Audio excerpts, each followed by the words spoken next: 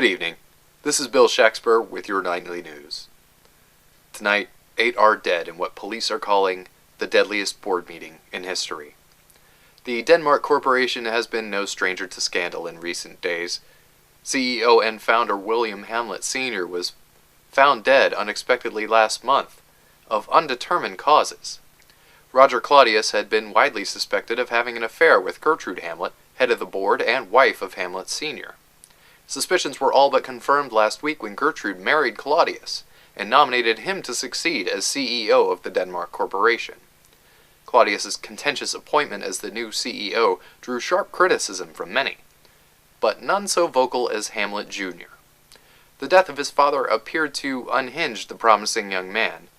Hamlet abruptly ended his studies in England and broke off his engagement with longtime fiancée Ophelia Polonius, daughter of corporate spokesman David Polonius. Hamlet then wrote and directed a short guerrilla-style film called The Conscience of the King, a venomous satire portraying the analogue of Claudius as a murderous lecher. Denmark Corporation spokesman Polonius dismissed the film's accusations as bitter propaganda from a sick, grief-stricken child, but critics and officials took notice. Federal officials under Special Agent Fortinbras moved to reopen the investigation into Hamlet Sr.'s death. Yesterday, an argument in a private meeting between Hamlet and Gertrude got so violent that Polonius charged the room to subdue Hamlet. Polonius was killed, a victim of what was called a psychotic reaction to Hamlet's paranoid delusion. Police ruled the death an accident and moved to commit Hamlet into psychiatric care. Laertes Polonius then vowed revenge and publicly challenged Hamlet to a duel.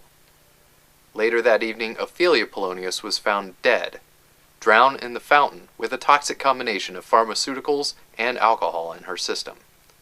We now know that Claudius had employed assassins to attempt to kill Hamlet while being transported into psychiatric care. His attempt backfired in a case of mistaken identity, when junior executives Rosencrantz and Guildenstern were killed in the car that was supposed to have been driving Hamlet. Hamlet was released from psychiatric care with the help of legal wrangling by Robert Horatio, and the two men returned together to Denmark Corporation headquarters to confront Claudius. What followed was described by a deeply shaken Horatio as casual slaughter. When Hamlet arrived, a savage fight immediately broke out between Hamlet and Laertes. Claudius took advantage of the chaos and quickly moved to poison Hamlet.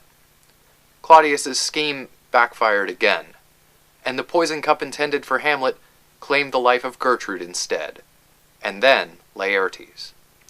An already mortally wounded Hamlet then attacked Claudius, and both men died in the struggle. A federal team led by Special Agent Fortinbras breached the compound minutes too late, finding only one living witness in Robert Horatio. Fortinbras described the scene as tragic, but somehow familiar, as if the story had happened before and would likely happen again. This has been Bill Shakespeare. May flights of angels sing thee to thy rest. Good night.